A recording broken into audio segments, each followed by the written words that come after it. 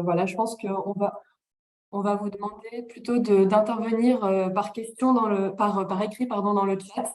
Sinon, ça risque d'être un petit peu compliqué à gérer. Donc, n'hésitez pas à poser toutes vos questions dans le chat. Si on n'a pas le temps d'y répondre là aujourd'hui, on le fera dans le compte rendu et on pourra revenir auprès des intervenants pour avoir aussi les questions. Donc, n'hésitez pas. Et donc, pour celles et ceux qui viennent de nous rejoindre, n'hésitez pas aussi à vous présenter directement dans le chat également. Voilà. Et Louise, est-ce que tu peux passer la diapo, s'il te plaît? Merci. Du coup, voici un petit peu le programme de cette fin de matinée. On va commencer par un petit rappel de c'est quoi l'Alliance pour les transitions agricoles et alimentaires et pourquoi cet atelier thématique aujourd'hui. Et puis, on rentrera directement dans le vif du sujet avec une première restitution de l'état des lieux des initiatives autour de comment est-ce qu'on accompagne l'évolution des comportements alimentaires. Donc, état des lieux qui court depuis déjà le début d'année et vous avez été nombreux et nombreuses à participer, donc on vous remercie beaucoup. Donc, on vous partagera les premiers enseignements ce matin. C'est tout beau, tout neuf. On aura ensuite 2 témoignages d'acteurs qu'on a pu rencontrer et dont on avait envie de vous partager un peu les expériences. Donc, Damien Rabourdin du mouvement des cuisines nourricières et Théo Florence de Football Écologie France. Et on aura ensuite l'occasion de réfléchir un peu à la suite, de vous présenter un peu la suite du programme d'Alta, donc notamment en vous présentant le collectif de porteurs et porteuses de projets pilotes. Et donc, on aura aussi l'occasion d'entendre un petit peu les projets du CREPAC avec Charlotte Poulet. Et puis, on aura l'occasion de réfléchir un petit peu à qu'est-ce qu'on a envie de creuser à travers Alta, quels sujets on a envie avec lesquels on a envie d'aller plus loin dans le cadre de futurs ateliers comme celui d'aujourd'hui. Donc, on a des petites idées, mais on aimerait bien aussi entendre les vôtres. Donc, on va vous présenter tout ça. Voilà pour le plan du jour. Donc, les objectifs de l'atelier, rapidement, c'est bien sûr de mettre en lumière un peu la diversité des leviers d'action qui existent pour faire évoluer les environnements alimentaires et également la diversité du coup des structures et organisations qui peuvent s'engager pour faire évoluer les environnements alimentaires. On va aussi explorer du coup sur quel sujet, sur quelle thématique est-ce qu'on travaille un peu moins éventuellement aujourd'hui, qu'est-ce qui manque et sur quoi est-ce qu'on pourrait un peu aller explorer. Et puis, comme on fait là aujourd'hui, c'est l'objectif de renforcer les échanges et le dialogue entre l'Alliance.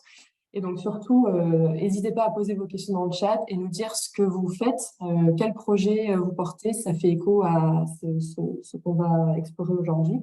Et nous, on va compiler tout ça donc à la fois pour renforcer cet état des lieux, ce panorama d'initiative et partager tout ça dans le compte rendu.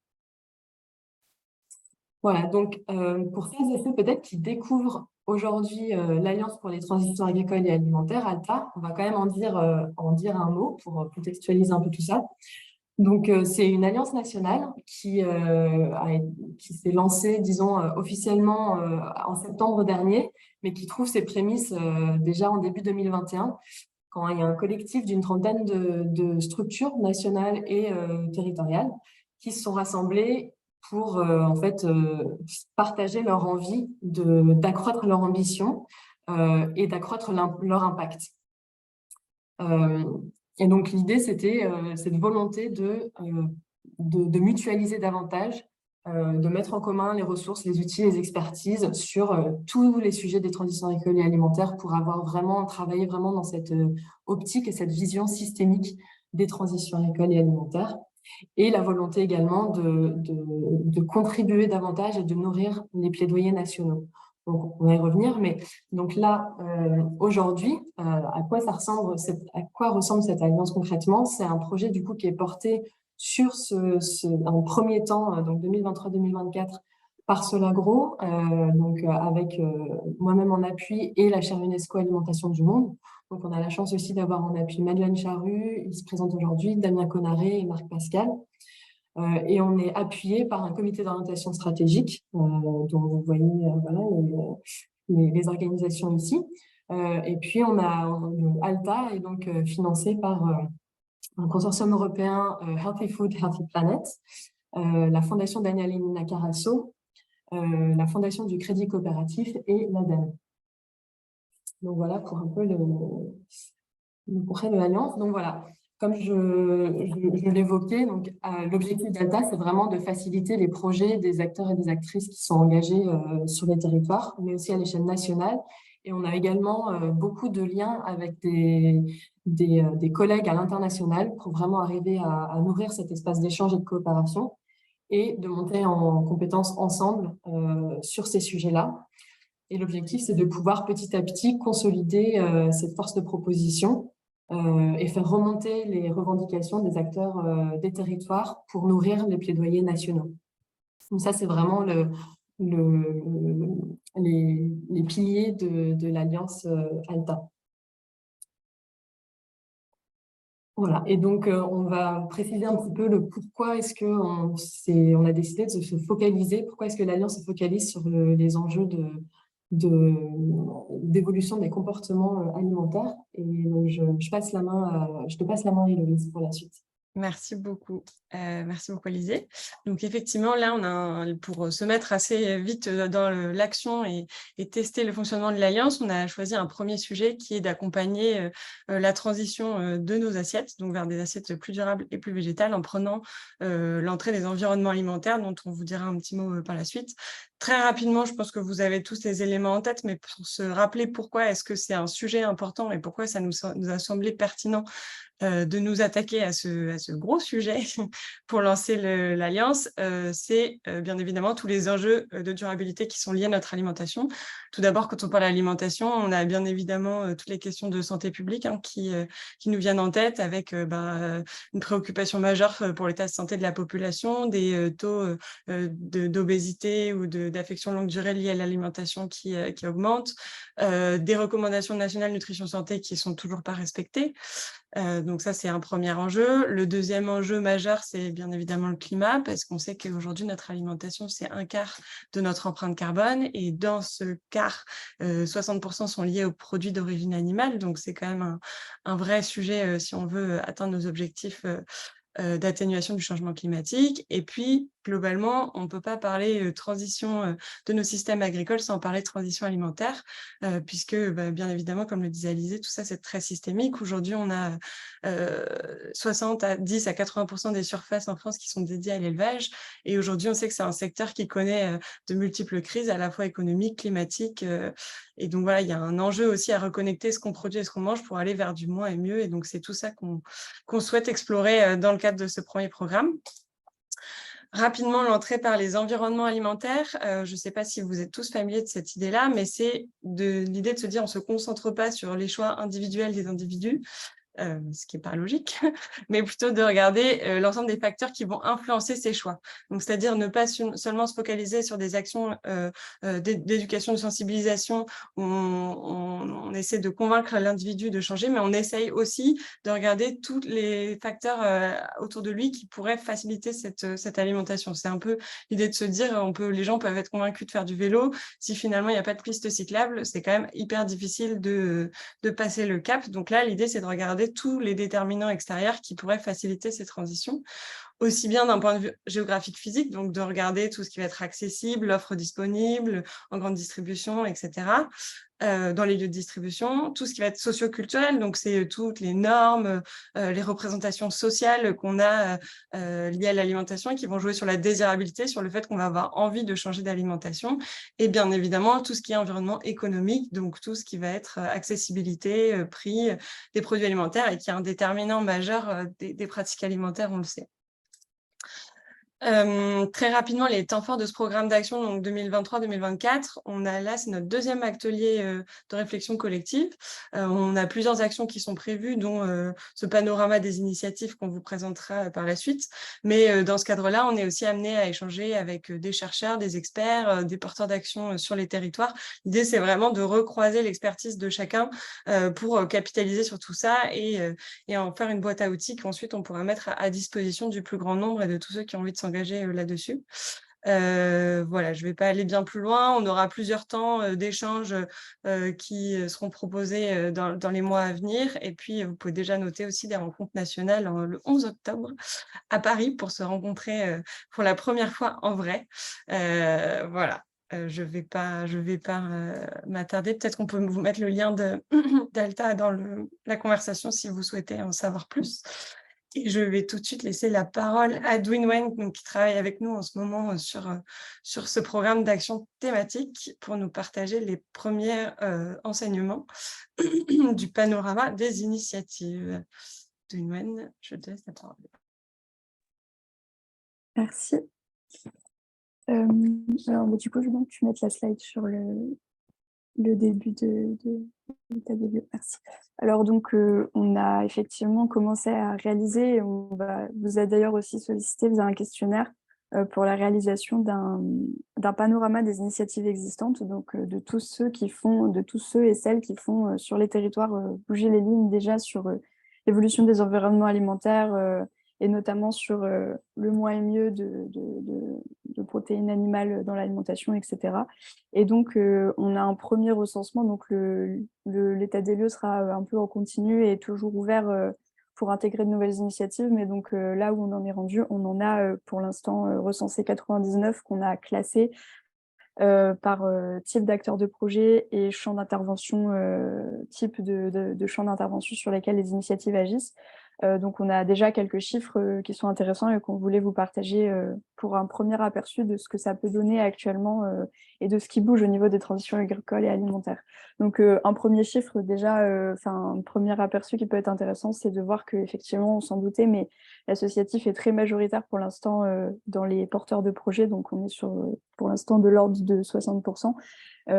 Après, comme on l'a vu entre nous, on a aussi des biais forcément au niveau des récoltes de ces initiatives, de ce qu'on nous porte à connaissance, et aussi du fait que certains projets, des fois, sont aussi portés par des acteurs multiples. Donc, des fois, c'est l'association qui est à l'origine, mais il y a aussi participation d'une collectivité via un PAT, etc. Enfin, voilà, il peut y avoir des choses un peu plus mixtes. Après, voilà, on a, vous pouvez voir les chiffres vous-même, mais on a 17% d'acteurs qui sont plus privés, donc plutôt des entreprises de l'ESS. On a aussi pas mal de collectivités au niveau public. Voilà. Et après, en plus minoritaire, il y a aussi des émanations vraiment citoyennes, aussi des projets plus recherche, et puis après d'autres catégories qui sont un peu plus floues, qu'on n'a pas forcément rentré dans le détail. Voilà. Ensuite, pour ce qui est des champs d'intervention des initiatives recensées, alors c'est pareil, ces catégories-là, on les a prises pour commencer à avoir un premier classement, un premier aperçu, mais elles sont encore sujettes à évolution. Mais c'est déjà, ça permet de se rendre compte un peu de quel type d'action visent à faire actuellement les initiatives existantes. Et notamment, on voit que l'éducation et la sensibilisation, c'est vraiment la première action qui est menée dans ces initiatives-là, en sachant que là, on a mis à chaque fois environ 3 champs d'intervention par initiative recensée. Donc, il y en a qui ont plusieurs forcément champs d'intervention à la fois, mais on voit qu'il y a quand même quasiment 60% des initiatives au total qui, à un moment donné, font et jouent sur la sensibilisation et l'éducation. Donc, comme on va le voir après, ça relève vraiment de l'environnement socioculturel, mais voilà, c'est vraiment l'enjeu qui ressort le plus. Et après, dans les autres, on va dire, enjeux forts, il y a la préparation des aliments, c'est le deuxième point. C'est très souvent des ateliers cuisine ou des choses comme ça qui sont faites. Donc, on voit bien que c'est une des premières choses à laquelle on pense quand on se dit on va faire évoluer les pratiques alimentaires. Or, on va le voir après, il y a beaucoup d'autres leviers. En tout cas, voilà, ça, c'est vraiment les leviers qui sont, les actions qui sont le plus souvent faites.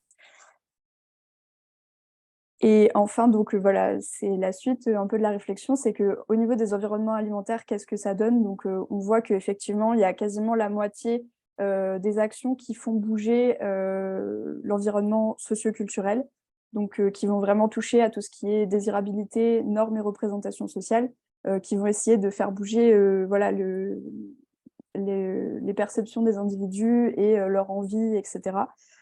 Et qu'on a un peu moins d'actions qui vont se concentrer sur l'accessibilité économique ou l'accessibilité physique et géographique, ou la disponibilité qui relève plutôt donc, de l'environnement géographique et physique pour ce qui est accessibilité et disponibilité. Et au niveau de l'accessibilité économique, ça relève vraiment de l'environnement économique. Donc on voit bien que c'est pas forcément très équilibré, mais en tout cas, il y a beaucoup d'actions qui se concentrent sur faire évoluer tout ce qui est normes et représentations sociales. Donc, pour rentrer un peu plus dans le détail, au niveau des leviers et des pistes d'action qu'on a pu identifier, donc je ne vais pas avoir le temps malheureusement de rentrer dans le détail à chaque fois, donc je vais simplement dire rapidement ce que ça recoupe comme levier, et je vais vous en présenter à chaque fois deux. Un qui est plutôt déjà qui est en bonne voie, qui vraiment, il y a pas mal d'initiatives qui se font, on a une bonne idée, on commence à avoir des retours d'expérience, etc. Et un autre levier qui, par contre, mériterait qu'on s'y penche un peu plus, qui est parfois peut-être un peu plus à l'état expérimental, mais qui mériterait que plus d'initiatives voient le jour pour œuvrer dessus. Donc, pour l'environnement géographique et physique, donc rapidement, 5 leviers identifiés, c'est d'agir sur l'offre en restauration commerciale. Donc celui-là, en l'occurrence, c'est le levier sur lequel on va dire ça pousse bien. Il y a beaucoup d'initiatives qui se font, c'est en bonne voie, il y a beaucoup d'acteurs qui s'en saisissent, et il y a plein de choses très intéressantes. Ensuite, un autre levier, c'est d'agir sur le maillage territorial, donc c'est-à-dire à quel point le territoire est couvert en termes de points d'approvisionnement possibles et accessibles, et les paysages alimentaires, donc ce que les individus ont vraiment dans leur environnement proche, ce qu'ils voient et qu'ils croisent en termes de points d'approvisionnement. Donc celui-là, c'est le levier qui mériterait d'être un peu plus étudié et approfondi. Et ensuite, on en a 3 autres qui sont aussi intéressants, mais qu'on n'aura pas le temps de développer plus en détail. Donc, agir sur l'offre en restauration commerciale, agir sur l'offre disponible via la commercialisation et la distribution, et agir sur les systèmes de production et les filières. Donc, j'ai mis un peu plus des exemples détaillés. Je n'ai pas le temps de rentrer plus dans les détails, mais on vous fera un compte-rendu un peu plus précis dans le post-atelier via des fiches ressources. Ouais. Donc, au niveau du premier levier, donc, qui effectivement est déjà bien exploité, et c'est très intéressant, il y a énormément de choses qui se font, ça a été pas mal encouragé, on va dire, avec un contexte politique et législatif, avec notamment la loi Egalim qui a pas mal accéléré les choses, même si c'est loin d'être appliqué partout, mais ça a quand même donné un coup d'accélérateur sur l'adoption de menus végétariens à la cantine. Donc voilà, par exemple, agir sur l'offre en restauration collective, on va dire, pistes d'action qu'on peut voir, c'est donc former les actrices et acteurs à une cuisine plus végétale, au moins et mieux. Donc pas seulement se cantonner nécessairement aux cuisiniers, mais ça peut être intéressant de considérer que les gestionnaires, les élus, etc., c'est aussi intéressant qu'ils aient une formation, une sensibilisation à la question. Et là-dessus, il y a pas mal d'acteurs qui font des choses, vous en connaissez sans doute, mais du coup, pour n'en citer que quelques-uns, Assiette végétale, qui va beaucoup former des cuisiniers et des équipes de gestion. Le mouvement des cuisines nourricières aussi, que vous devez connaître et dont le Lou Batas nous dira sans doute quelques mots tout à l'heure. Le collectif Le Pied dans le Plat. Ensuite, sur une autre piste d'action, donc travailler sur l'augmentation du taux de prise de l'offre végétale. Donc là, c'est vraiment plus se concentrer sur faire en sorte qu'une fois qu'on l'a au menu, cette offre végétale, comment on fait pour qu'elle soit consommée en fait, et que les gens aient envie de la prendre. Donc là, il y a plein de petites actions qu'on peut mettre en place. Il y a des expérimentations de WWS qui se sont faites notamment avec des CROUS. Ils ont testé des dispositifs incitatifs avec des systèmes de points de fidélité, si on prend l'offre végétarienne, de tickets à gratter, etc., pour voir est-ce qu'on peut inciter les gens comme ça. Et autrement, sinon, de manière plus simple, il y a aussi beaucoup de nudges qui existent, de voir si on propose le plat en premier sur la file, il a plus de chances d'être pris. S'il ne s'appelle pas offre végétarienne non plus, mais plutôt qu'on le présente avec des qualités organoleptiques, etc., il y a aussi plus de chances que le taux de prise augmente. Au niveau d'un autre levier qui est agir sur le maillage territorial et les paysages alimentaires. Donc celui-là, il est moins exploité, il y a moins de choses qui se font, et on pense que justement ça pourrait être un tremplin fort pour beaucoup d'évolutions. mais il est un peu moins connu. Donc, ça va être, par exemple, orienter l'offre alimentaire en régulant l'occupation de l'espace public et son accessibilité. Donc, via, par exemple, les contrats d'aménagement, la propriété tout simplement des locaux, par exemple les collectivités gardent possession de certains locaux et acceptent de les louer ou de les vendre à certains commerces alimentaires. Il y a aussi les questions d'accessibilité, on va dire en matière de transport, simplement de rajouter un arrêt de bus à un endroit, ça peut complètement ou de mettre par exemple des pistes cyclables ou des stationnements vélos, ça peut revitaliser une rue et faire que certains commerces soient beaucoup plus fréquentés. Donc voilà, c'est des petits leviers d'action qui sont possibles. On va passer, peut-être pour gagner un peu de temps, on va passer à la suite, mais simplement sur les perceptions des paysages alimentaires. Pareil, il y a beaucoup de choses qui peuvent être faites. On peut faire des balades alimentaires, par exemple, pour que les gens perçoivent différemment leur paysage et se disent qu'ils peuvent aller dans d'autres points de vente moins connus.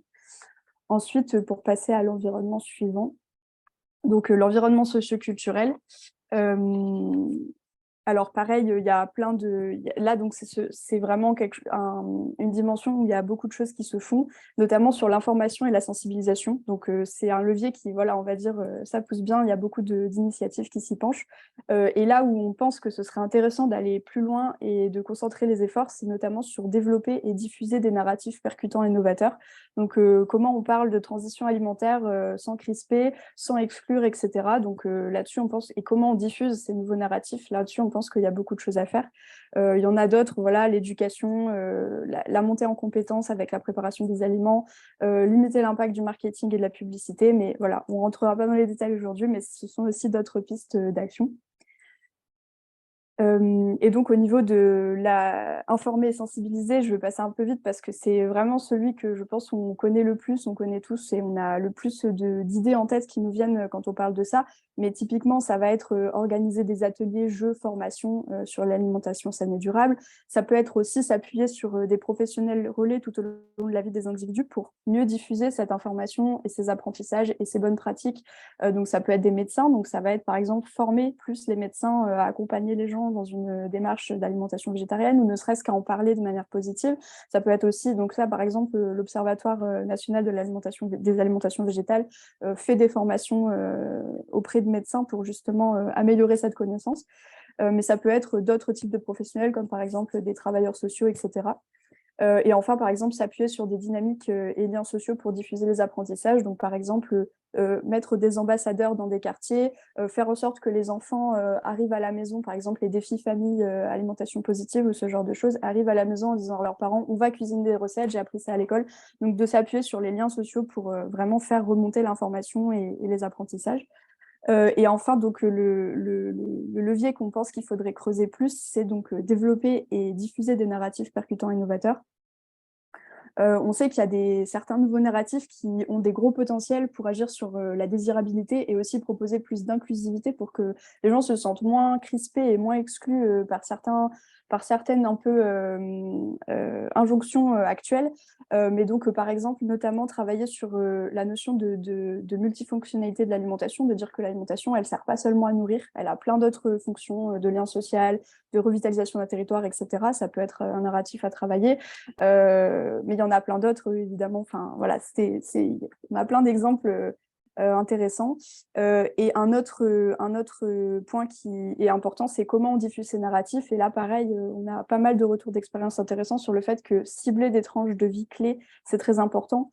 De mettre en avant la positivité, la bienveillance, d'expliquer les bienfaits de l'alimentation végétale, d'expliquer surtout de partir du plaisir gustatif des individus, voilà, d'utiliser ces moyens de transmission des informations pour que ce soit moins des injonctions descendantes et aussi moins culpabilisant.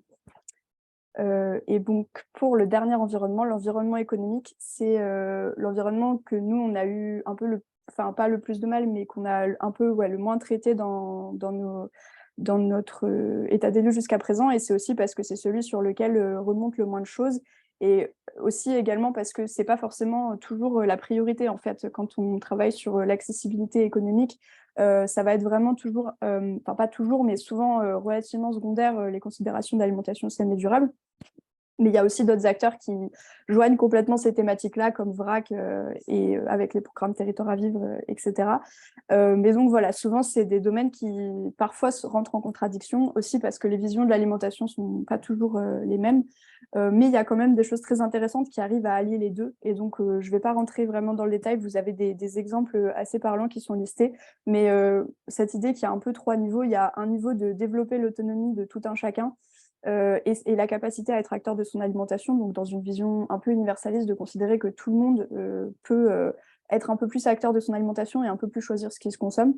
Ensuite, il y a un levier qui va être plus vraiment sur les solidarités alimentaires, donc un peu plus spécifiquement sur les personnes qui vont être en situation de précarité, et de faire en sorte qu'elles soient elles aussi dans une situation moins passive et qu'elles subissent moins les injonctions et les obligations de consommation de certains produits.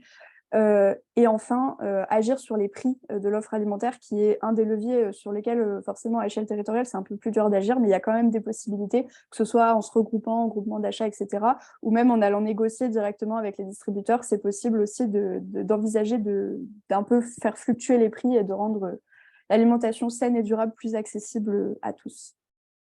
Voilà quelques exemples et pistes d'action qu'on vous détaillera beaucoup plus en ayant plus le loisir de s'attarder dans des fiches ressources qu'on vous enverra à la suite de l'atelier. Merci.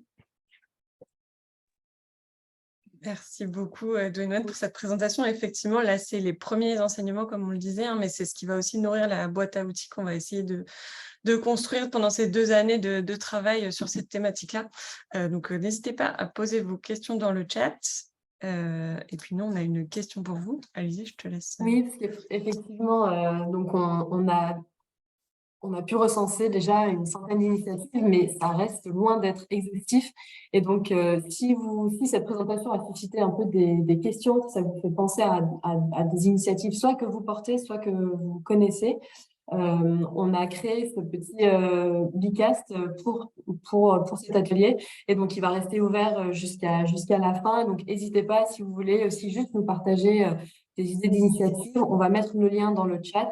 Et voilà, c'est pour accompagner encore pour nourrir cet état des lieux et faire avancer le projet collectif, quoi.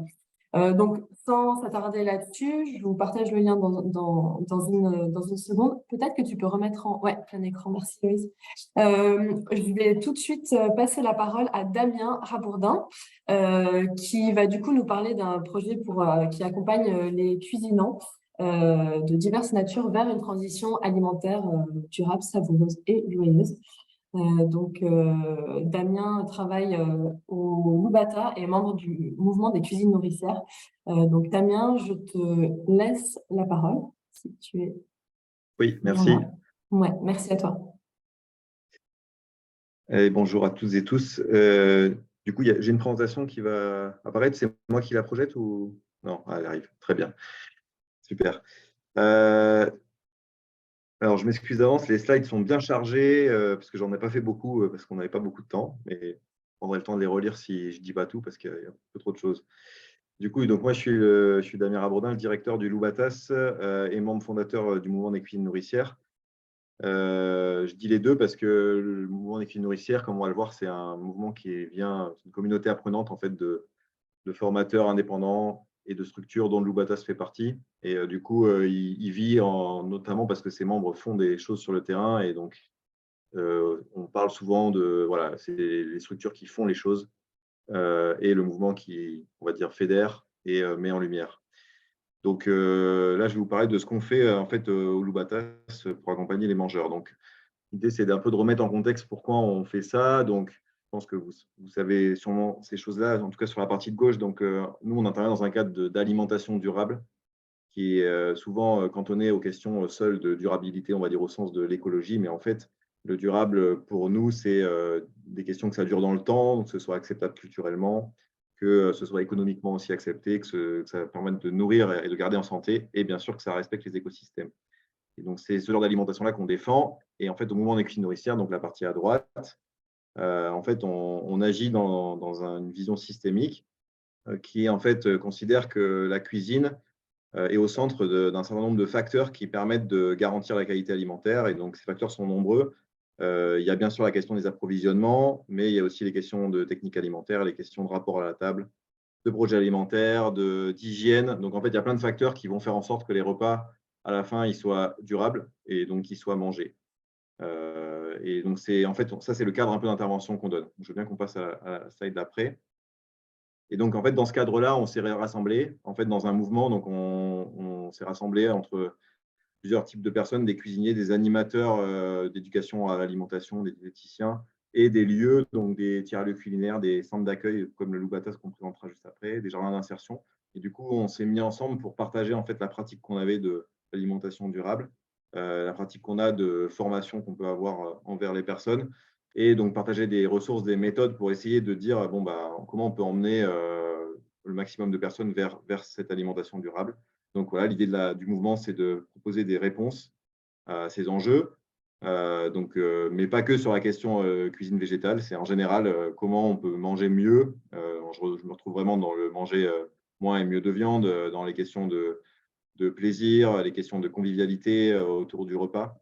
Voilà, donc c'est pour nous une approche culturelle. La question du repas, c'est quelque chose qui est 3 fois par jour en France et le repas du quotidien, on considère qu'il est assez invisibilisé par rapport à la cuisine gastronomique en France qui est très valorisée. Et le repas du quotidien est peu valorisé alors qu'il concerne beaucoup de monde. Voilà, le but, c'est de mettre en réseau les acteurs et donc de se partager des méthodes et de valoriser les bonnes pratiques. Voilà, donc c'est un mouvement. On est une association de la 1901, mais c'est vraiment un mouvement qui part des initiatives du bas. Et donc, je vais illustrer ce mouvement avec ce qu'on fait au Loubatas, puisqu'en fait, au Loubatas, on fait des choses depuis plus de 20 ans et on a cofondé le mouvement en 2019.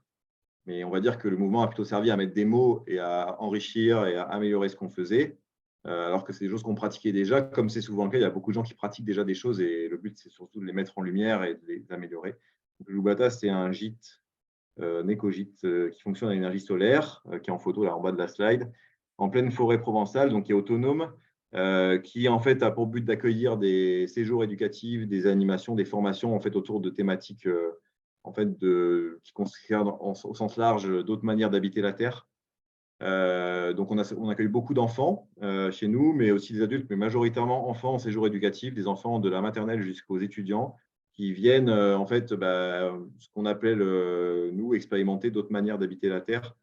Donc en fait ça veut dire essayer de vivre une expérience et d'apprendre à comment ils peuvent se mettre en action, comment ils peuvent reprendre du pouvoir d'agir sur leur quotidien pour qu'ils aient des modes de vie plus en accord avec on va dire, les limites planétaires et le contexte social. Donc, nous, on fait ça. Et donc, là-dedans, on a une grosse part alimentaire. La démarche alimentaire a une grosse place. Donc, je le détaille sur la slide suivante. Qui, en fait, donc depuis le début de la structure, ça existe depuis 1997. Quasiment depuis le début, il y a l'idée de rendre cohérent à la fois ce qu'il y a dans les assiettes, en même temps qu'on rendait cohérent le fait de vivre un mode de vie, on va dire, sobre en énergie, parce qu'on était dans un bâtiment autonome en énergie, et un mode de vie qui est proche du vivant, parce qu'on était en pleine nature. Et ben, on s'est dit que dans les assiettes, il fallait que ce soit aussi cohérent avec ce qu'on enseigne. Et donc, il y a une démarche alimentaire très forte au cœur du projet. Il y a un projet alimentaire même dans la structure qu'on appelle projet alimentaire de référence et qui implique en fait toute l'équipe. Ce n'est pas juste les cuisiniers qui sont responsables de cette question. C'est bien l'ensemble de l'équipe qui agit là-dessus. Et donc, ça veut dire que concrètement, quand on accueille un séjour éducatif, alors bien sûr, dans les assiettes, il y a un approvisionnement paysan, local, essentiellement bio et avec de la viande une seule fois par semaine. Donc ça, on fait ça depuis 20 ans. Donc, c'est quelque chose qui n'était pas du tout gagné à l'époque. Et maintenant, on va dire que c'est plus facile de faire ça qu'il y a 20 ans. Mais au-delà de ce qu'il y a dans les assiettes, il y a tout un travail pédagogique et d'accompagnement des mangeurs pour qu'à la fin, ils mangent réellement ce qu'on leur propose. Et donc, il y a des ateliers jardin, des ateliers cuisine, donc avec des professionnels pour que voilà, ils mettent la main à la pâte, qu'ils fassent le lien entre ce qu'il y a dans leur assiette et ce qui se passe voilà, dans ce qui pousse ou ce qui est cuisiné. Pendant le repas du midi, les cuisiniers mangent avec eux et leur font une animation sur un thème lié à les questions alimentaires, petite animation adaptée à l'âge. Il y a une grosse démarche participative, donc voilà, ils mettent la table, ils peuvent potentiellement aider à la plonge s'ils sont plus grands, ils vont aider au service. Voilà, et on travaille beaucoup sur les questions de coopération, de convivialité et de plaisir. Et le but, voilà, c'est qu'à la fin, les repas soient mangés, ces repas où il y a moins et mieux de viande et où on transforme les pratiques. Donc, je vous donne un exemple là-dessus. On a eu un séjour l'année dernière d'enfants, des collégiens qui venaient de Marseille-Nord et qui sont venus 4 jours chez nous. Et le 3e jour, à midi, on leur a fait du fenouil en entrée. qui est quand même quelque chose qui n'est pas commun, et en fait, ils ont fini le plat. Et en fait, c'est parce que il y a toute cette démarche qui les met en confiance et qui fait que ils vont finir par s'adapter à ce qui leur est proposé et le manger avec plaisir. Voilà, donc ça, c'est ce qu'on fait depuis 20 ans. Et donc, dans le cadre du mouvement des cuisines nourricières, on a rejoint ce mouvement à la fois pour valoriser ça, mais aussi pour valoriser ce qu'on fait en fait depuis quelques années, qui est de l'essaimage de ces pratiques à l'extérieur. Donc, c'est ce qui est détaillé sur la slide d'après. En fait, l'idée, c'est au Loubatas, on fait des choses qui intéressent les groupes qu'on a, mais en fait, ce qu'on se dit, c'est que si ça reste juste cantonné dans nos initiatives locales, on a peu de chances de réussir à avoir une chance de faire la transition alimentaire. Donc, on va essaimer ce qu'on fait, et donc on va accompagner et former les acteurs du territoire pour que, en fait, ça crée des, entre guillemets, des mini Loubatas ailleurs, donc à la façon des acteurs du territoire. Et donc, on va essayer de leur donner les clés de réussite sur pourquoi chez nous, on arrive à faire ça et comment c'est possible de le répliquer ailleurs avec les contextes qui ne sont pas forcément les mêmes que chez nous. Donc, en fait, on s'appuie là-dessus sur les points qui sont détaillés. Donc, on met la cuisine au cœur en fait, des projets. On implique tous les cuisinants. Donc, comme j'ai dit, en fait, au Loubatas, et comme quand on essaye d'essaimer ailleurs, on ne forme pas que des cuisiniers. En fait, on va former toutes les personnes qui ont à un moment donné une influence sur la qualité du repas. Et donc, c'est les cuisiniers, bien sûr, mais c'est aussi les agents de service, c'est les éducateurs, c'est les gestionnaires, les directeurs, les élus, toutes les personnes qui, à un moment, ont la main sur le fait que le repas va être de qualité, va être mangé et va être plus durable. Et donc, on travaille en intelligence collective avec cet ensemble de personnes. Et le but, c'est de créer dans leur structure un projet, en fait, un projet alimentaire qui va fédérer tout le monde et permettre les transformations et derrière permettre aux mangeurs de pouvoir avoir des repas qui soient différents, mais surtout qui soient mangés. Et donc, on travaille en mode projet, ce qu'on appelle, nous, le projet alimentaire de référence. Et donc, ça, c'est quand on accompagne des communes. Donc, aujourd'hui, au Loubatas, on accompagne en profondeur en 4 communes sur des accompagnements à l'année, donc même sur 24 mois. Mais on fait aussi des initiations dans plusieurs cantines. On fait des formations isolées en fonction des demandes. Et en fait, souvent, c'est un processus qui est assez long. On va parfois initier à ce que c'est les cuisines nourricières. Après, on va des fois intervenir sur des questions de techniques de cuisine, vraiment sur comment on cuisine mieux les aliments végétaux, par exemple. On peut travailler aussi sur les questions d'hygiène pour aider des animateurs, par exemple, à faire des ateliers cuisine, mais qui ne soient pas risqués pour les mangeurs en termes d'hygiène, parce que c'est souvent un sujet qui est mal maîtrisé, hormis dans les cuisines, on va dire classiques, où c'est très maîtrisé, mais souvent même trop, des fois même trop maîtrisé, parce que ça peut couper en fait les énergies d'avoir trop d'hygiène qui est présente. Voilà, et donc tout ça, en fait, on le fait en fait de par nos expériences. Chez nous, les personnes qui accompagnent et qui forment, c'est les cuisiniers de métier de l'association, qui sont là depuis un moment et qui ont évolué, et ils sont accompagnés en binôme souvent par un profil plutôt facilitateur, voilà, chef de projet, qui va permettre que la coopération et la garantie de travail et d'assimilation par le groupe global soit effective. Et donc souvent, c'est des binômes qui viennent là-dessus. Et donc tout ça, en fait, on le fait et on le valorise au sein du mouvement des cuisines nourricières qui lui-même va nous apporter en fait d'expériences d'autres endroits en France où il y a des choses qui se pratiquent. Et nous, on va co-former les autres acteurs. Voilà, dans l'idée à chaque fois de dire, on vous donne des clés et après, c'est à vous d'appliquer sur votre territoire en fonction des contextes. Puisque un exemple très simple, c'est que chez nous, on a une cuisine méditerranéenne, on a beaucoup de soleil. En fait, on ne pourrait jamais refaire la même chose si on allait en Bretagne, par exemple. Donc, il y aurait des choses à adapter. Mais cette idée de faire un mouvement là-dessus et de se rassembler autour de valeurs et de manières de faire communes sans être dans une injonction ou d'en dire il y a un modèle. Et voilà, en fait, nous, on pense qu'il y a plusieurs modèles. Et par contre, il y a des clés de réussite qui sont communes. Ces clés de réussite sont souvent les mêmes difficultés qu'on observe. Par exemple, faire travailler tout le monde autour de la table, ce n'est pas forcément facile. Ça demande beaucoup de travail au tout début pour donner confiance, impliquer. Nous, on s'engage rarement si on n'a pas une certitude qu'il n'y a pas un élu qui pousse le projet ou que voilà, si c'est une initiative isolée, pour nous, ça ne fonctionnera pas. Ça ne pourra pas être pérenne dans le temps. Donc, il y a un gros travail d'acculturation au départ pour embarquer tout le monde. Et puis, derrière, une fois qu'on a fait ça, bien souvent, on complète avec des actions éducatives, voilà, d'éducation des mangeurs. Voilà, je me retrouve aussi dans ce qui a été présenté auparavant. Mais pour nous, faire des actions éducatives, s'il n'y a pas de transformation dans la cuisine, on va dire qu'on va perdre quelque chose. C'est pas que c'est pas intéressant, mais il implique d'abord de transformer le système avant de dire aux mangeurs, en fait, vous pouvez aussi vous adapter. Et donc, c'est aussi ça qu'on essaye de faire dans le mouvement des cuisines nourricières, d'essayer de travailler de manière systémique.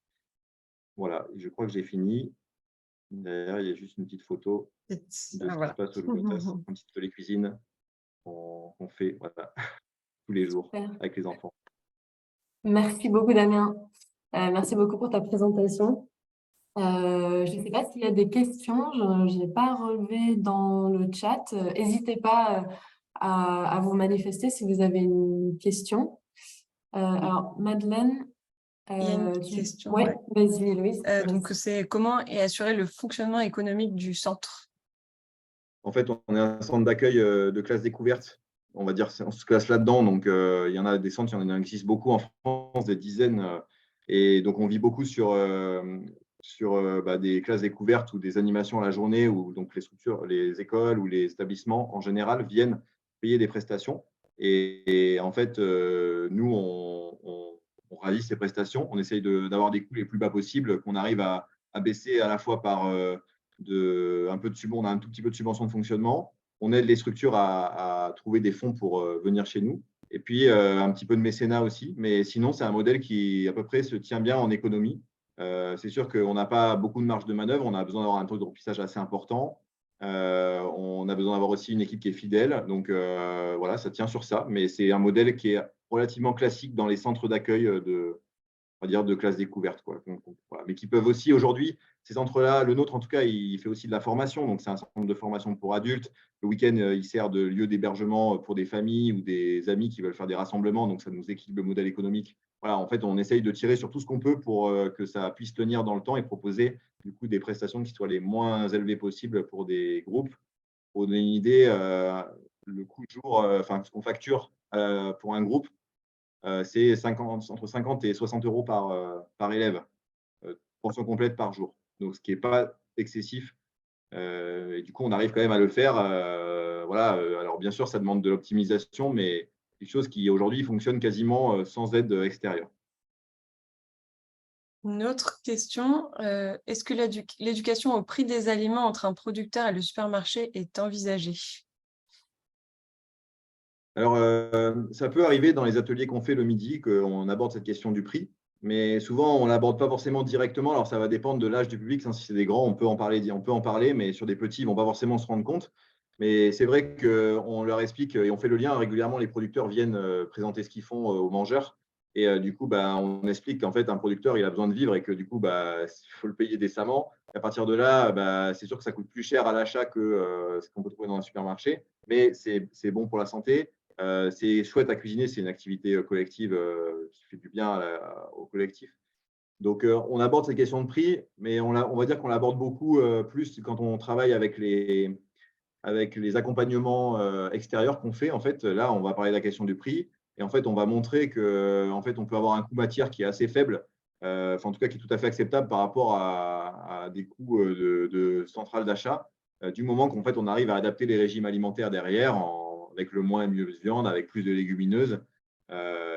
Voilà, donc pour vous donner une idée, notre coût jour, nous, en alimentaire, il est entre 7 et 7,50 € pour l'ensemble de la journée. Donc, pour petit déjeuner, repas du midi, repas du soir et le goûter. Donc, ce qui n'est pas des coûts qui sont démesurés, sachant que nous, on travaille qu'en circuit très court, donc beaucoup avec des approvisionnements qu'on fait toutes les semaines auprès de producteurs, donc qui sont assez complexes, du coup, parce qu'ils sont multiples. Mais voilà, on arrive à montrer que c'est possible. Alors après, c'est sûr que c'est un peu plus cher que passer par métro, hein, clairement. Mais on arrive à limiter clairement l'écart et je veux dire qu'à chaque fois qu'on a un séjour, personne ne nous dit jamais les repas étaient trop chers ou n'étaient pas bons. En fait, on a toujours une grosse valeur ajoutée sur le repas, les temps de repas, alors même que des fois, les enfants, ils viennent ou les classes, elles viennent pour des questions de biodiversité ou de questions de thématiques éco-construction. Mais le repas vient se mettre là et donc il y a toujours un plus là-dedans. Moi, j'ai peut-être une petite question sur le mouvement des cuisines nourricières. Aujourd'hui, vous êtes combien et un peu les perspectives éventuellement que vous envisagez?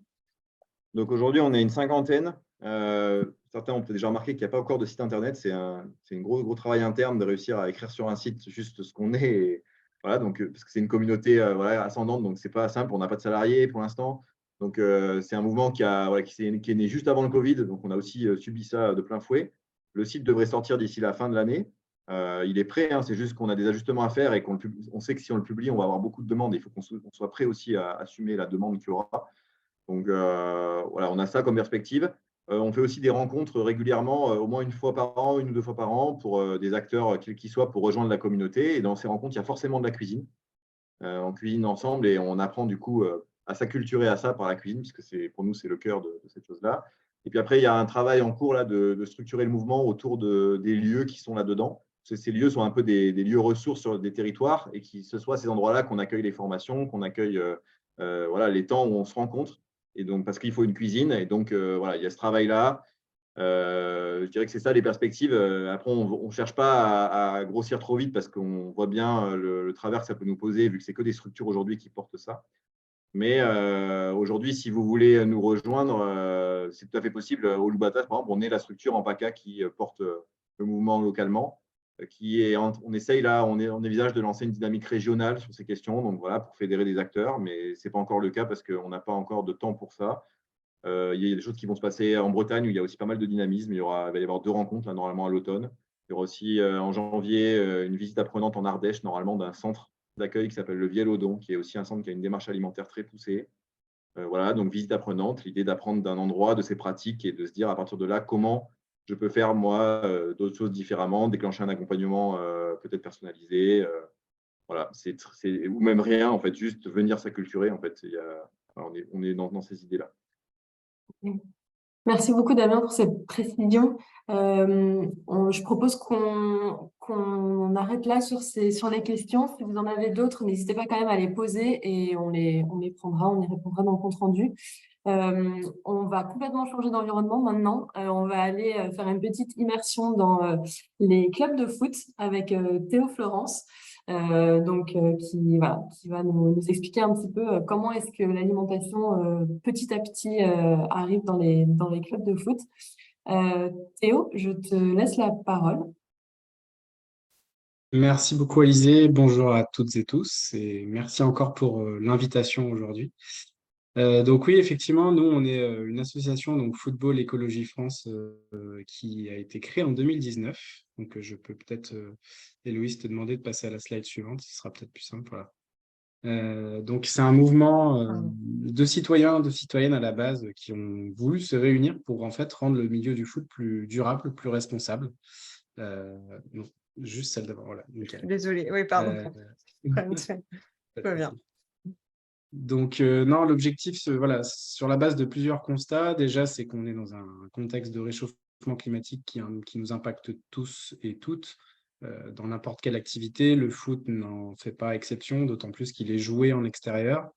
Donc, il y avait un gros enjeu sur ce niveau-là. Et en plus, on considère que c'est quand même le sport par excellence le plus populaire du monde. Et en France, c'est aussi le cas, avec 2 millions de licenciés, plusieurs millions de supporters qui se rendent dans les stades chaque week-end. Typiquement, il y a 3 millions de kilomètres qui sont parcourus chaque week-end pour aller faire du foot, pour le jouer ou pour le regarder en France. Donc, ça représente quand même 75 fois le tour de la Terre en distance.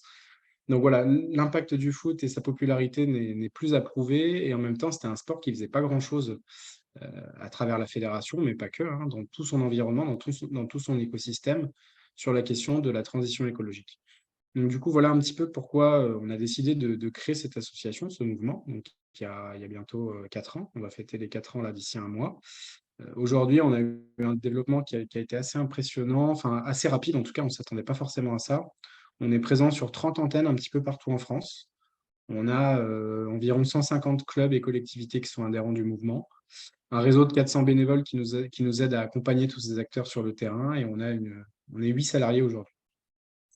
Donc, juste pour reprendre un peu les valeurs globales et notre vision, voilà, c'est ce qui est exposé sur le PowerPoint. Donc, nous, vraiment, donc même s'il y a le mot écologie dans le nom de l'association, on est apolitique et apartisan, mais on est vraiment là en accompagnateur des clubs, des collectivités, des supporters, enfin de n'importe quelle entité de ce milieu, de ce sport-là, qui a envie de progresser et faire mieux. Et forcément, qui dit écologie, transition écologique, environnement, il y a une thématique qui est très importante, c'est l'alimentation, puisqu'elle est responsable d'une bonne partie, en tout cas en pourcentage, du réchauffement climatique. Donc, c'est une thématique qu'on aborde vraiment au quotidien avec nos adhérents. Alors, je ne vous cache pas que ce n'est pas forcément la chose qu'on aborde en priorité, parce que pour plusieurs raisons de représentation sociale, d'habitudes qui sont fortement ancrées dans les clubs, sur les barbecues, sur la façon de s'alimenter, c'est quand même très fast-food, que ce soit dans le milieu professionnel ou amateur. Ce n'est pas forcément une thématique qu'on aborde en premier lieu, mais par contre, avec des clubs avec qui on travaille depuis 2-3 ans, on arrive à l'aborder de manière plus facile. Je peux te laisser passer sur la slide après si tu veux, Héloïse, juste pour comprendre un petit peu les différents outils qu'on a créés. En fait, on est parti de rien. Donc, au début, on avait cette volonté d'accompagner le milieu du foot et on s'est demandé comment on pourrait le faire. Donc, l'objectif, ça a été de créer plusieurs ateliers, plusieurs outils qui permettent en fait d'être très rapidement dans le concret et dans les réalisations. Donc, on a des outils de sensibilisation. Donc, la fresque écologique du foot, c'est basiquement une adaptation au foot de la fresque du climat. Le diagnostic écologique du club, donc pour faire le tour de son fonctionnement. Le passeport de l'éco-supporter, donc ça, c'est vraiment un livret type cahier de vacances qu'on va distribuer à tous les jeunes dans un club. Et en fait, à chaque fois, sur chacun de ces outils, on a une thématique alimentation qui revient. Typiquement, sur la fresque, il y a 50 cartes. Je crois qu'il y a 4 ou 5 cartes qui concernent l'alimentation. Sur le diagnostic, on a 7 thématiques. Il y a une thématique entière dédiée à l'alimentation.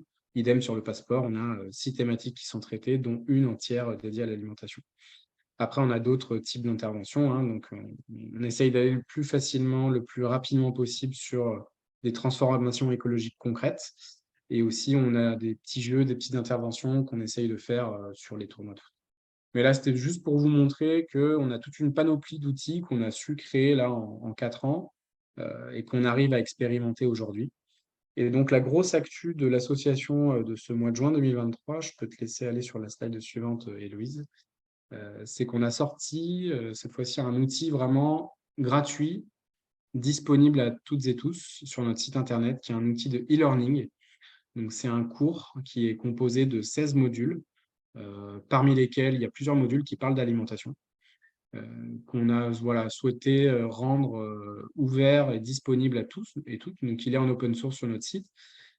Et on a essayé de travailler de manière pédagogique à des quiz, des interviews vidéo de joueurs, joueuses professionnelles, des petites vidéos qui permettent de bien comprendre à chaque fois les problématiques. Et ça permet en fait au club de s'en emparer via leurs éducateurs ou directement via les joueurs, mais aussi à n'importe quel fan de foot, supporter, supportrice, qui souhaite avoir une démarche plus écologique de son sport, dans son sport. Donc voilà, c'est un gros outil qu'on a sorti là le 5 juin à l'occasion de la Journée mondiale de l'environnement.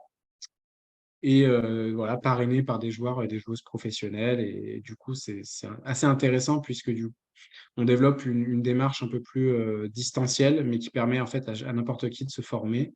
Et le total du contenu du e-learning, je crois qu'au cumul, ça fait 3 heures. Juste pour préciser sur le module alimentation, on va parler par exemple de gaspillage alimentaire, du lien avec les émissions de gaz à effet de serre. Pourquoi c'est un sujet? Parce qu'il y a encore des personnes dans ce milieu du foot qui n'ont pas forcément le lien. Des témoignages de joueurs professionnels qui en fait ont adopté une alimentation plus saine, moins carnée, qui favorise en plus la récupération. Donc c'est un super exemple pour notamment les jeunes, sur lequel ils peuvent s'identifier. On donne des exemples de solutions et on donne des fiches bonnes pratiques aussi qui permettent en fait après au club de pouvoir s'en inspirer pour le reproduire dans leur club.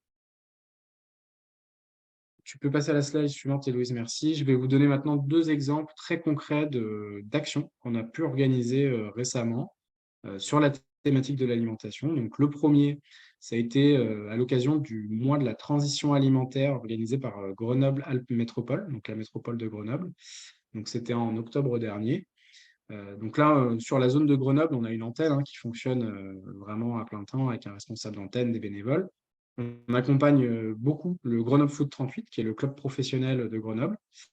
Et ça nous a permis d'organiser ce bel événement, donc en réponse aux enjeux de ce mois de la transition alimentaire, où on a pu inviter en fait 5 clubs amateurs, donc en fait tous les clubs de la métropole de Grenoble, ou presque, parce que je crois qu'il y en avait 2 de plus qui étaient invités, mais qui n'ont pas pu venir pour différentes raisons. Ça a réuni quand même 120 jeunes âgés de mémoire, c'était 12-13 ans. Et du coup, sur une après-midi, sur une demi-journée, on leur a fait participer à plusieurs ateliers en rotation. Donc, il y avait la diffusion d'un documentaire qui s'appelle The Game Changer sur l'alimentation végane, végétarienne des sportifs et des sportifs de haut niveau. une conférence de presse organisée, enfin un exercice de conférence de presse où on les invitait à se mettre dans la peau de journalistes pour interroger les joueurs et joueuses du GF38 sur leurs pratiques alimentaires. Et après, du coup, une espèce de focus sur l'alimentation dérivée de notre outil de la fresque écologique du football. Et chaque bonne solution qu'ils trouvaient sur les thématiques de l'alimentation, ils marquaient des buts. Donc, on faisait un cumul de buts, c'est sur l'image que vous voyez en bas à droite. Donc ça, c'est un exemple assez concret d'intervention qu'on peut organiser en lien, en collaboration avec une métropole, un club professionnel. C'est en termes d'impact assez intéressant, d'autant plus qu'on a clôturé l'après-midi avec un goûter avec des produits locaux. Donc, on vient travailler avec tout l'écosystème d'un territoire et ça va être quelque chose qui va être renouvelé normalement tous les ans et qu'on va décliner même sous plusieurs thématiques. Donc, en termes d'impact, c'est assez intéressant et en plus de ça, les clubs peuvent le valoriser après auprès de la Fédération française de foot pour obtenir des labels. Donc, il y a vraiment tout un tas de leviers à activer pour que cette action ait des débouchés assez positifs. On peut passer à la slide suivante. Voilà, donc là, c'est merci Héloïse. Plusieurs exemples de ce qu'on peut proposer en fait à terme, ce que je disais tout à l'heure, avec des clubs qui sont assez matures sur le sujet et qui ont bien compris les enjeux liés à l'alimentation, au climat, même aux déchets que ça peut générer. Donc ça, c'est des exemples différents d'animation et vraiment d'offres plus végétales, plus locales, bio parfois, sur les tournois de foot qu'on peut trouver beaucoup en fin de saison. Entre avril et la fin juin, tous les week-ends, on est sur tous les tournois de foot dans les 30 antennes là où on a des clubs qu'on accompagne. Et du coup, c'est forcément des événements qui sont d'ampleur. Alors, c'est beaucoup sur le foot amateur pour l'instant, mais un gros tournoi d'un club amateur, ça peut réunir jusqu'à 4, 5, 6 000 personnes. Et ne serait-ce que de proposer une alternative végétale à ces buvettes, à ces points de restauration. Je ne sais pas si vous avez déjà fait l'expérience de vous rendre sur un tournoi de ce type, mais c'est quand même très, ce que je disais tout à l'heure, barbecue, très carné, très fast-food, en fait, même dans les boissons, il y a beaucoup de soda. Et donc là, notre idée, nous, c'est de les accompagner tout doucement vers peut-être déjà plus de local dans les produits qu'ils ont l'habitude de proposer. Et après, en fonction de leur appétence à aller sur le sujet, de les diriger vers des alternatives végétales en conservant plutôt le côté un peu plaisir. Par exemple, on a fait avec le FC Lyon cette année des wraps au houmous pour remplacer des burgers. Et ça a super bien fonctionné. D'autant plus sur des tournois où on reste 3-4 jours parfois sur les week-ends prolongés, où en fait les familles et les participants mangent burger frites tous les jours. Au bout de 2 fois, on en a un peu marre. Donc c'est aussi répondre à cette problématique-là auprès des clubs. Et voilà, notre méthode de travail, c'est d'être beaucoup dans l'échange. On n'est pas du tout des donneurs de leçons. Vous l'avez vu, on a plein d'outils. Ils peuvent s'en saisir, ils peuvent ne pas s'en saisir. Et nous, on a vraiment cette posture d'accompagnateur, d'accompagnement.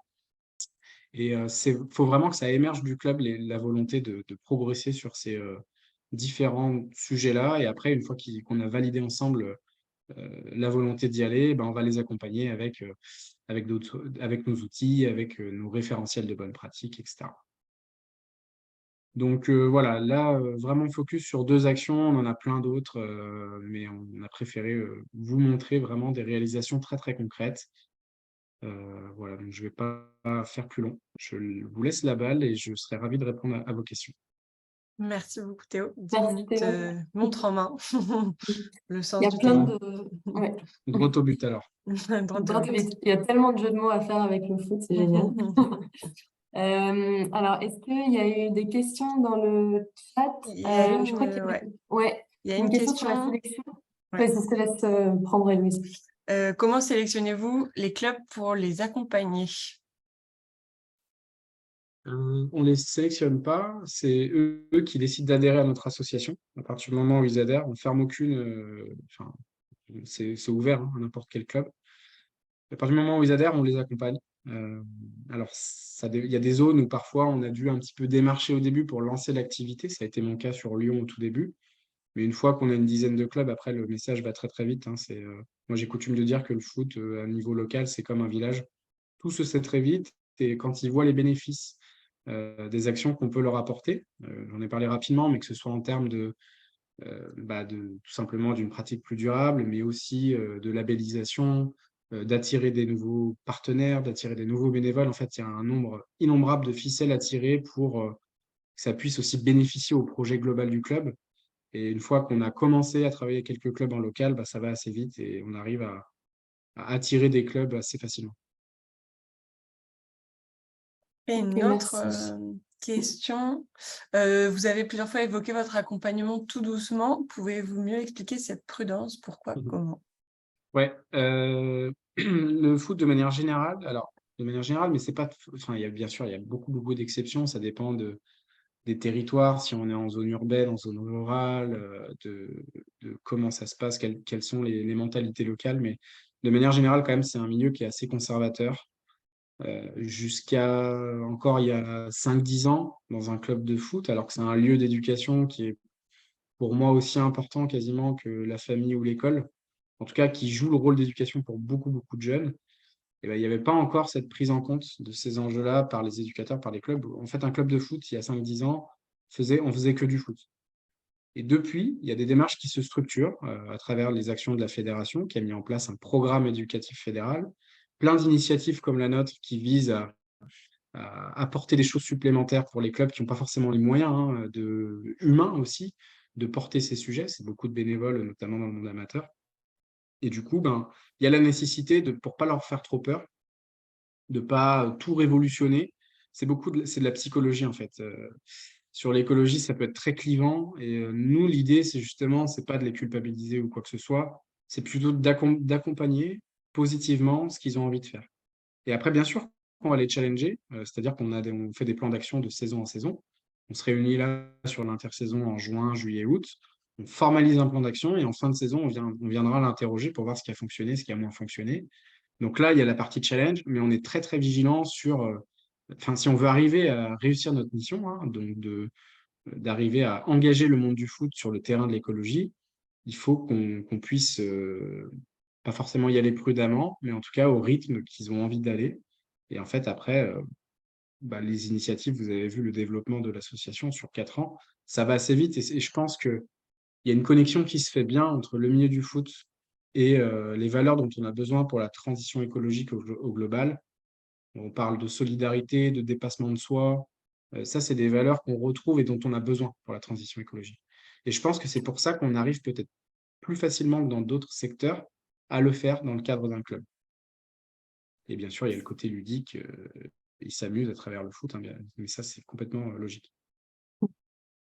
Alors, merci beaucoup Théo. On voit bien effectivement les énormes enjeux à faire entrer toutes ces questions-là dans les clubs, notamment de foot, mais aussi d'autres. On va enchaîner parce que je vois que l'heure tourne, il est 12h05. Merci beaucoup Théo, merci beaucoup Damien. On va maintenant explorer un petit peu qu'est-ce que Alta a prévu de creuser, parce qu'on peut pas tout explorer, mais il y a quand même quelques sujets sur lesquels on va essayer de travailler avec des partenaires. Donc, on va vous présenter ça maintenant. Héloïse, je te passe la main pour présenter ces projets. Merci beaucoup. Donc voilà, vous l'aurez compris, hein, l'idée de notre panorama, c'était bien d'identifier aujourd'hui quels sont les acteurs qui s'emparent de ces sujets, où est-ce qu'ils agissent et où est-ce qu'il y a déjà énormément d'énergie, de dynamique qui sont en cours. Et du coup, nous, dans Alta, l'idée, c'était d'aller creuser potentiellement là où il y avait moins de choses ou alors où il y avait des questions encore en suspens et qu'on souhaitait creuser collectivement. Donc pour ça, on a plusieurs volets. Et le premier, c'est donc de travailler avec des porteurs d'action pilote. Donc je pense qu'ils sont plusieurs à être présents aujourd'hui. Donc merci à vous. On va présenter très rapidement, ça va être très frustrant pour vous potentiellement les différents projets, mais voilà, vous aurez l'occasion d'en savoir plus dans les comptes rendus. On vous mettra davantage d'informations. Là, c'est pour vous donner dans les grandes lignes et vous donner envie d'en savoir plus, justement. Le premier, c'est donc le projet Planète, donc, qui est porté par l'INRAE en partenariat avec le projet alimentaire territorial du Grand Clermont et qui cible donc les 6-15 ans. Et là, l'objectif, c'est de comprendre l'environnement alimentaire de cette tranche d'âge, d'identifier justement toutes les interactions que vont avoir ces tranches d'âge avec l'alimentation pour voir comment est-ce qu'on peut faire évoluer, amener à bouger les acteurs de ce système alimentaire pour favoriser la transition alimentaire de cette tranche d'âge. Le deuxième, c'est le système Ménadel, donc, qui est porté par les Anges Gardiens. Donc, il y a un système de solidarité type monnaie locale, mais basé sur l'engagement. Donc, c'est-à-dire qu'en fait, les participants gagnent de la manne à partir de leur engagement dans l'association, donc en proposant des ateliers, en partageant leur savoir-faire, etc. Et cette manne va leur permettre ensuite d'accéder à, par exemple, des paniers, à un restaurant ou encore à participer à des ateliers cuisine. Et du coup, là, voilà, ce qu'on creuse, c'est aussi comment est-ce que la solidarité et la cohésion sociale peut être un facteur de changement des pratiques alimentaires. Le troisième, je sais qu'ils sont aussi présents aujourd'hui, donc c'est Mou en Sartou qui lance un nouveau chantier après avoir travaillé longtemps sur la restauration collective avec la restauration hors domicile, où l'objectif, c'est d'accompagner les commerces de bouche sur le territoire à faire évoluer leur carte vers des assiettes plus durables et plus végétales. Le quatrième, c'est l'école de cuisine municipale de la ville de Rennes, donc, avec laquelle a travaillé le mouvement des cuisines nourricières, mais où ils ont créé ce lieu pour faciliter justement le partage de connaissances à la fois avec les enfants, donc dans des activités d'éducation, etc., mais aussi la formation des professionnels par leurs pairs, donc un lieu où les cuisiniers peuvent former d'autres cuisiniers. Voilà pour les 4 premiers. Et puis, je ne vais pas vous présenter le 5e puisqu'on a Charlotte qui est là pour vous en dire un mot. Voilà, ces projets, on va les suivre pendant 1 an. L'idée, c'est à la fois de creuser les leviers du changement et à la fois comment on en parle. Donc, comment on fait, comment on en parle. Et donc, pendant 1 an, on va échanger avec ces porteurs d'action pilote pour comprendre comment eux, ce qu'ils testent, les difficultés qu'ils ont, et qu'on puisse aussi vous partager tout ça au sein d'Alta pour que ça puisse servir le plus grand nombre. Voilà. Charlotte, si tu es là, je te laisse la Je suis là. parole. Parfait. Bonjour à tous. Donc, moi, je suis Charlotte. Merci pour l'invitation déjà. Et puis avant de commencer de présenter notre projet d'expérimentation d'une sécurité sociale de l'alimentation pour les étudiants sur le campus bordelais, je voulais déjà dire qu'au sein du CREPAC, on est ravis de faire partie du collectif de porteurs de projets, hein. Pour nous, c'est quand même assez important. Quand la Alta nous a proposé de faire partie de ce collectif, on était plus que ravis pour plusieurs raisons. C'est que déjà, c'est un moyen de faire connaître notre expérimentation on espérait de l'essaimer sur plusieurs autres territoires. Il y a plusieurs initiatives aujourd'hui qui ont lieu en termes de SSA, qui ont toutes leurs particularités, mais du coup, bon, voilà, nous, on s'est basé sur les étudiants parce que c'est une population particulière. Et donc, voilà, ça a déjà marché, hein. On a quand même eu des demandes de plusieurs autres organismes et associations. Alors, est-ce que c'est via l'Alta ou autre? Peu importe. Déjà, l'essentiel, c'est qu'on fasse connaître l'initiative. Le deuxième intérêt aussi de bénéficier de cet accompagnement et de faire partie de ce collectif, c'est quand même de montrer qu'on est quand même légitime pour obtenir des financements. Puisque là, on va en parler, mais on est quand même en recherche de financement pour espérer commencer l'expérimentation à la rentrée 2023. A priori, ça devrait le faire, mais voilà, on est quand même toujours à la recherche de financement, c'est le nerf de la guerre. Et puis voilà aussi, s'inspirer des initiatives existantes, puisqu'on en a parlé, là, les différents porteurs de projets, on a pu découvrir ce qu'ils faisaient et quels sont les ponts qu'on peut faire avec notre expérimentation. Et puis l'Alta nous met aussi en lien, en contact avec d'autres porteurs de projets qui se rapprochent peut-être un peu plus de notre expérimentation à nous. Donc c'est toujours tout bénef. Du coup, voilà, là, ce que je vais présenter, c'est vraiment notre projet. Vas-y, tu peux changer de slide. En fait, c'est un projet qui est porté d'un côté par le CREPAC et de l'autre côté par l'AGEN. Donc, il est coporté par ces deux structures qui sont des associations. Donc, le CREPAC, alors moi, je suis chargée de mission au CREPAC. C'est une association qui existe depuis 1996. On agit donc on est basé à Bordeaux, mais on agit sur tout le territoire de la Nouvelle-Aquitaine, sur toutes les thématiques de la transition écologique en général, donc vraiment au global. Mais c'est vrai qu'on travaille beaucoup sur tout ce qui est alimentation et principalement lutte contre le gaspillage alimentaire et promotion d'une alimentation plus durable. Donc voilà, on a 6 salariés, on est potentiellement ponctuellement aidé de volontaires en service civique et on a plusieurs gros projets. Donc les principaux projets, on va dire, on a le réseau Régal. En fait, on anime depuis 2013 le réseau pour éviter le gaspillage alimentaire en Nouvelle-Aquitaine, voilà, qui regroupe un certain nombre de coopérateurs qui ont tous ce même objectif de lutter contre le gaspillage alimentaire et de promouvoir une alimentation plus durable. On a un deuxième gros projet qui sont les frigos zéro gaspi. Donc, c'est des frigos partagés mis en place sur la voie publique, accessibles 24 heures sur 24, 7 jours sur 7, bon, voilà, qui visent à lutter contre le gaspillage alimentaire. Je ne vais pas m'étendre sur ces projets. Si vous avez des questions, je pourrais vous y répondre avec plaisir, mais voilà. Et la GEM, donc la GEM, c'est la monnaie locale en Gironde, donc historiquement la Miel, qui a fusionné avec la monnaie locale du bassin d'Arcachon. Donc voilà, là on est à échelle départementale et c'est naturellement qu'on s'est associé avec eux en fait pour répondre à l'un des critères de la sécurité sociale de l'alimentation dont on va parler, qui est le conventionnement. C'est-à-dire que la GEM, pour ceux qui connaissent pas trop les monnaies locales complémentaires, le principe c'est qu'une GEM égale 1 euro.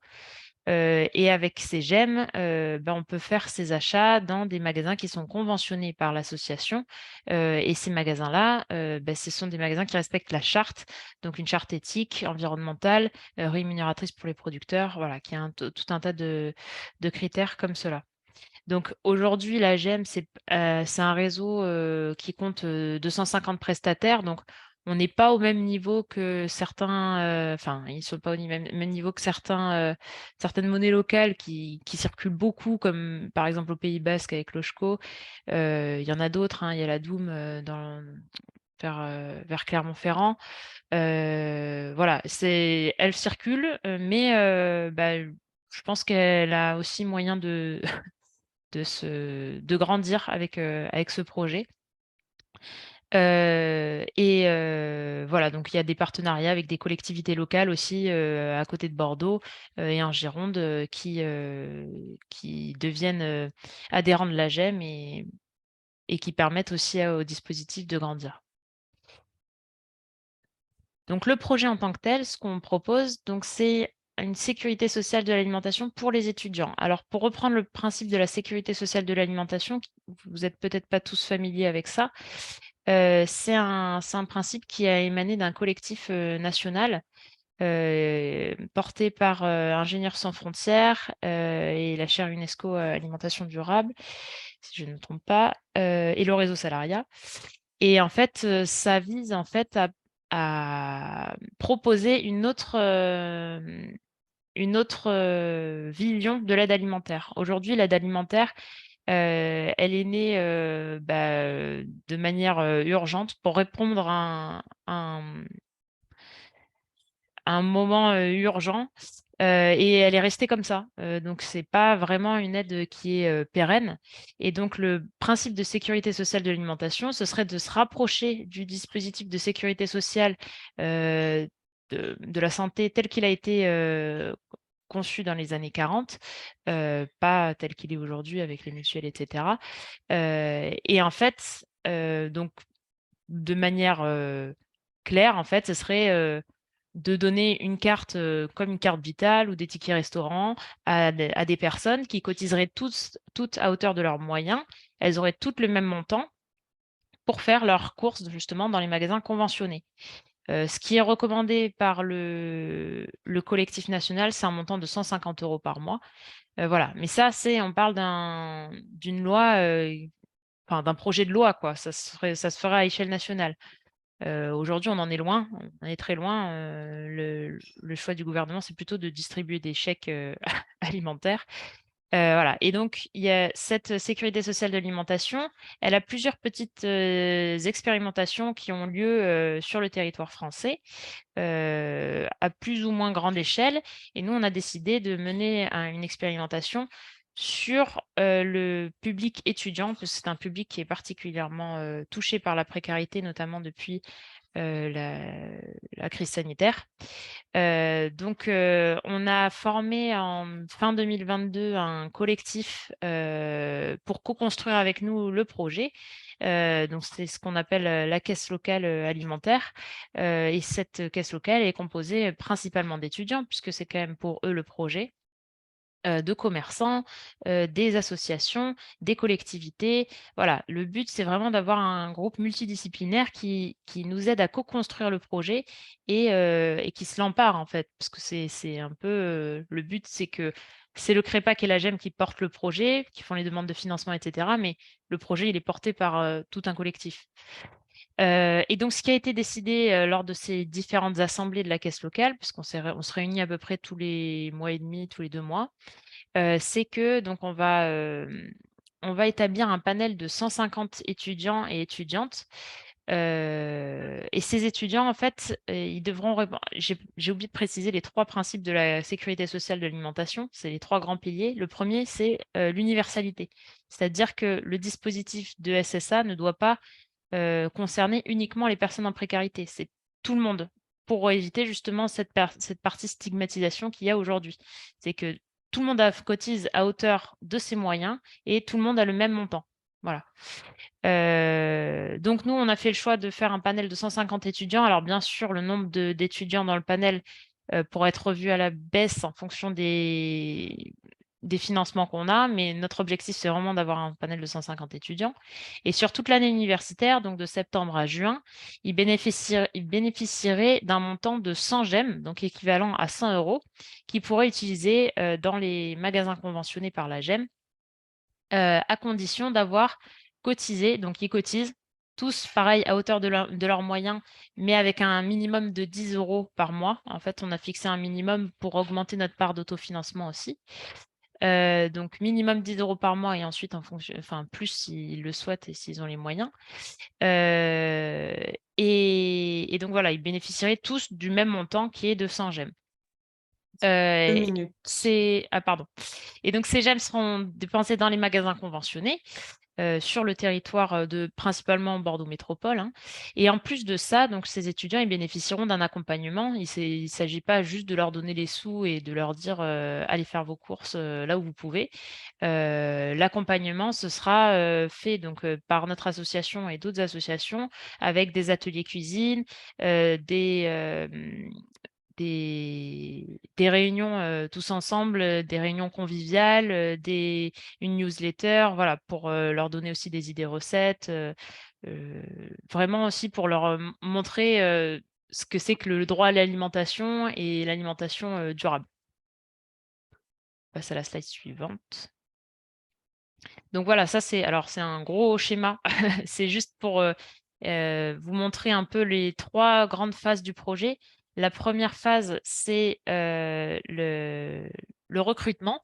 Donc là, on était bien en phase de recrutement. Le but, c'est d'avoir 150 étudiants pour répondre au premier pilier qui est l'universalité. Donc des étudiants qui sont de tous les horizons, en fait, que ce soit dans les écoles publiques, privées, plutôt en situation de précarité ou pas. Donc, on a lancé un appel à candidature. Donc, on a eu plus de 200 candidatures. Et nous, ensuite, on sélectionnera notre panel pour avoir un panel représentatif de la population étudiante actuelle. Ensuite, on a le principe de l'expérimentation en lui-même. Donc, depuis septembre, enfin, on va commencer en septembre, les différentes personnes, les différents étudiants vont pouvoir commencer à bénéficier des gemmes pour les dépenser. Et il y aura l'accompagnement en plus. Et puis ensuite, la 3e phase, ce sera la phase d'évaluation. Donc là, on travaille avec des chercheurs qui vont nous aider justement et pendant la phase d'expérimentation et a posteriori à étudier l'impact que cette expérimentation a eu sur les étudiants et sur leur perception de l'alimentation en général. Donc là, on peut passer à la page suivante. Voilà, et donc on est en pleine recherche de financement. Donc pour l'instant, on est soutenu par la région Nouvelle-Aquitaine, par Bordeaux Métropole, et on va avoir, on a répondu à l'appel à projet aussi de la Fondation Carasso pour avoir des financements pour ce projet, parce que on a quand même besoin de pas mal de sous juste pour le fonds de dotation aux étudiants. Et on a lancé aussi une cagnotte de projet, enfin une cagnotte participative. Donc je vais vous mettre le lien en commentaire si ça vous intéresse, et si vous pouvez le partager aussi au plus grand nombre, ça nous sera bien utile. Et juste, je reviens, j'ai oublié de préciser les 2 autres principes de la SSA. Donc l'universalité, c'est le premier. Le deuxième, c'est le conventionnement. Donc là, on y répond avec l'AGEM. Et le troisième, c'est la cotisation. C'est aussi pour ça qu'on demande aux étudiants de cotiser un minimum de 10 € par mois. Voilà. Ça marche, merci beaucoup Charlotte. J'ajoute qu'effectivement, nous, ce qui nous intéresse dans ce projet, enfin, vous vous en doutez, dans chaque projet, il y a des choses qu'on a envie de creuser avec les expérimentations. Là, c'est aussi de voir comment est-ce que c'est à la fois se jouer sur l'accessibilité et puis aussi sur potentiellement la fréquentation de nouveaux lieux de distribution peut avoir un impact sur l'évolution des pratiques alimentaires. Et ça, c'est quelque chose que vous allez creuser dans votre évaluation. Oui. Il y a une question sur l'initiative au Pays Basque. Est-ce que tu aurais le nom Alors, c'est pas une initiative, c'était pour faire le lien entre en fait des monnaies locales. Il y en a partout en France. Il y en a vraiment, ça fonctionne à échelle départementale ou des fois même un peu plus petit. Et c'était pour expliquer que, par exemple, la monnaie locale au Pays Basque, elle, c'est une monnaie locale qui circule énormément. Elle a quand même beaucoup d'ampleur. Et donc, voilà, pour faire la distinction avec la GEM en Gironde, qui est moins importante, mais qui existe aussi et qui fonctionne bien quand même. Merci beaucoup. Alizée, je crois pas, j'ai pas vu d'autres questions dans le chat. Non, N'hésitez je crois pas à pas. continuer à les poser. Il y a une piste de financement pour vous. Ah oui, Euh, Nouvelle-Aquitaine. Et dans tous Je les cas, voilà, vais explorer ça. on ajoutera pareil la présentation du projet et puis des autres projets des porteurs d'action pilote dans le compte rendu. Alors voilà, comme on le disait, l'objectif de tout ce programme d'action, c'est bien de creuser les leviers, à la fois les leviers d'action et puis comment est-ce qu'on en parle, comment est-ce qu'on accompagne le changement. Donc le panorama des initiatives nous a permis de faire ça. Là, c'est l'idée de creuser ça sur certains angles avec les porteurs d'action pilote. Et puis l'idée, c'est aussi de l'année prochaine continuer à creuser certains de ces enjeux-là, avec l'idée de capitaliser, de toujours partager nos retours d'expérience, nos enseignements, pour en faire une boîte à outils qu'on mettra ensuite sur le site d'Alta et qui sera à disposition de tous ceux qui souhaitent s'engager sur ce sujet-là. Donc nous, on a quelques petites idées, quelques petites pistes de sujets à approfondir pour l'année prochaine. Donc, ça pourrait être notamment dans le cadre d'ateliers thématiques. Donc, on a parlé de la question du maillage territorial de l'offre. Donc, comment est-ce qu'on travaille avec une entrée plutôt urbanisme, aménagement du territoire, pour faire évoluer et faciliter, avoir des environnements alimentaires géographiques et physiques qui facilitent la transition vers des assiettes plus durables et plus végétales. Comment est-ce qu'on travaille ce sujet-là de la fourche à la fourchette, donc notamment en accompagnant l'évolution des systèmes de production, puisqu'on l'a dit en introduction, penser transition agricole alimentaire de manière systémique, c'est indispensable. Creuser la question des transitions alimentaires justes et inclusives, donc c'est ce que commence à faire le CREPAC avec ce projet de sécurité sociale de l'alimentation, mais comment est-ce qu'on s'assure qu'on laisse personne sur le côté et qu'on arrive à emmener tout le monde dans les transitions. La question de la coopération avec les restaurateurs privés et distributeurs. Donc là, c'est un sujet qu'on va creuser avec moi en Sartou, mais on voit qu'il y a peu de choses qui existent pour l'instant là-dessus. Et donc, comment est-ce qu'on fait évoluer l'offre en grande distribution? Au niveau national, il y a des ONG, notamment le Réseau Action Climat, qui se posent cette question. Et comment est-ce qu'à l'échelle territoriale, on peut aussi agir là-dessus?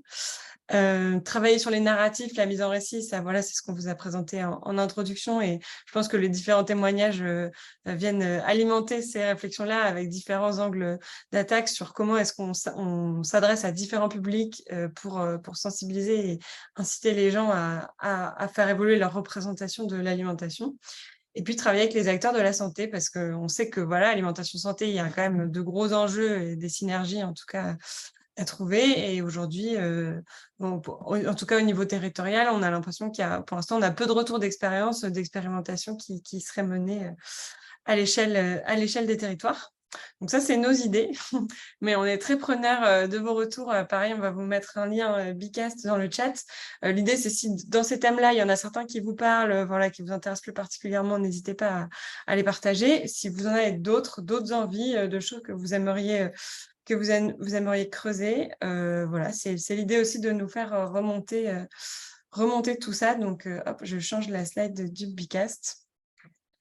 Voilà, tout c'est très ouvert. L'idée vraiment d'Alta, hein, c'est que ça serve à tous les acteurs qui sont engagés sur les territoires, qui ont envie d'aller plus loin sur les transitions agricoles alimentaires. Donc vraiment, on vous invite à nous partager vos envies, vos idées pour que le projet d'Alta, d'Alliance pour les transitions agricoles alimentaires, puisse vous servir à vous tous et toutes engagés sur ces questions-là. Voilà, Alizé, je vois qu'il nous reste 2 minutes. Ouais. Donc on est pas mal dans les temps. Hop, je te repartage. Juste, effectivement, donc on vous a mis ce lien Bicast dans le chat. Donc ça peut être des idées complètement nouvelles, comme le disait Loïs, pas forcément celles les 6 qu'on vient de vous présenter, mais vous pouvez aussi renchérir et dire oui, effectivement, ce sujet-là, on aimerait bien creuser. Et d'ailleurs, n'hésitez pas, si vous, encore une fois, si vous connaissez des initiatives là-dessus, c'est pas parce que nous on les a pas vues qu'elles n'existent pas. Donc, bien sûr, on sait bien que ce travail n'est pas complètement exhaustif du tout. Donc, c'est pour ça qu'on est très preneur de vos idées là-dessus. Du coup, peut-être juste pour clôturer, parce qu'on aime bien finir à l'heure, juste pour vous rappeler, donc si vous le souhaitez, si vous avez envie qu'on se rencontre en vrai, en personne, donc les premières rencontres nationales d'Alta auront lieu le 11 octobre, le matin. Donc pour ceux qui ont un agenda dans la tête, vous aurez peut-être repéré que c'est le lendemain des rencontres de l'alimentation durable, organisées par la Fondation Carasso également à Paris. Voilà, donc on vous enverra les informations bientôt, mais si vous souhaitez participer, réservez bien la date. Ce sera l'occasion de en revenir encore sur le travail avec les porteurs d'action pilote et de découvrir encore d'autres initiatives qui ont lieu sur les territoires et comment est-ce qu'on peut euh, euh, ensemble vraiment faire remonter ces nouveaux chemins de transition, ces nouveaux narratifs et montrer que voilà, les initiatives existent, elles sont là, elles marchent et voilà, comment est-ce qu'on peut s'orienter ensemble vers un système qui fait plus de sens pour tous et toutes, quoi. Donc voilà, on plus d'infos bientôt. Merci beaucoup à toutes et tous. Merci beaucoup. On n'a pas précisé, mais on a donc Alta publie de manière trimestrielle un bulletin d'information. Donc pour l'instant, c'est la meilleure façon de rester au courant des actus, des infos, de l'agenda, aussi pas mal d'actus internationales qu'on essaie de partager à travers ce bulletin. Donc, si vous voulez nous contacter pour toute autre raison ou pour vous inscrire au bulletin, vous avez nos adresses mail ici. N'hésitez pas. Et voilà, on vous dit encore un grand merci et à très bientôt. Et voilà, bon été à toutes et à tous. Au revoir. Et Merci. encore un grand merci à nos intervenants aussi d'avoir accepté de jouer le jeu des 10 minutes, ce qui n'est pas facile, mais je pense que ça nous a donné aussi un bon panorama de ce qu'on peut faire avec des énergies positives sur ce sujet-là. Donc, merci beaucoup. Merci, bon appétit à tous et toutes.